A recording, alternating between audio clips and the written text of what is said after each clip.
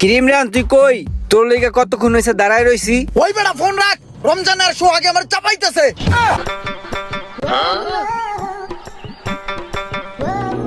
এই বেটা সোহাগ ভাই তো এই জায়গায়, তাহলে তোরা চাপে কে? আমার চাপতাছে রমজানের শো আগে, কই না বেটা?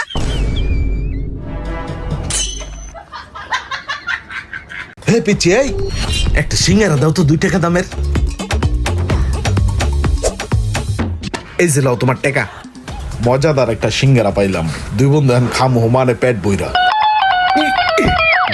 ইমরান এলো খা, খায় দেখ, এটা অনেক মজা। দেখছস আমার লগে থাকলে যেমন ভরপুর ঘুরতে পারস, এরকম কিন্তু ভরপুর খাইতেও পারবি, বুঝছস?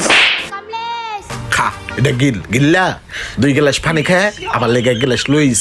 এক কাম করিস, গাড়িটা একটু ধাক্কা দিস, স্টার্ট লইতেছে না। খা।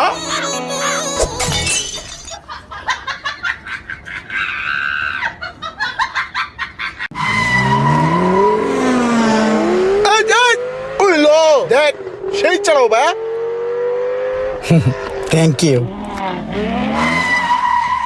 ভাই, তাহলে নামেন, আমি গাড়িটা পার্কিং করি। ওর গাড়ি চালানো স্টাইল দেখে আমি ওর পুরো ফ্যান হয়ে গেলাম গা। ওই যে কাটিং কুটিং দেয় রে ভাই, সেই আজকে গাড়িটা সেই একটা পার্কিং দিমু, ওরা দেখতে জানি টাসকি খেয়ে যায়। আমিও ভাই খুব ভালো গাড়ি চালাইতে পারি, কিন্তু হইছে কি, একদিন কুত্তার পায়ের উপরে দিয়া উড়াই দিছিলাম, আর কুত্তায় তো ভাই ভাই কুত্তা ঠিক এমনি চিকটা কানছে, কথাটা বুঝছেন? ভুবা ধন তো কইতে পারে নাই, খালি কানছে।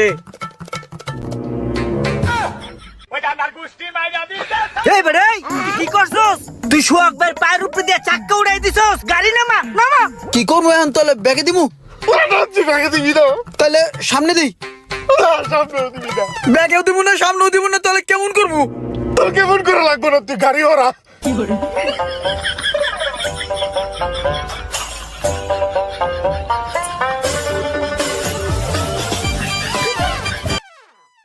ভাই, আমি এই জীবনে একটা জিনিস বুঝতে পারলাম, এই দুনিয়াতে কেউই আপন না, সবাই স্বার্থপর।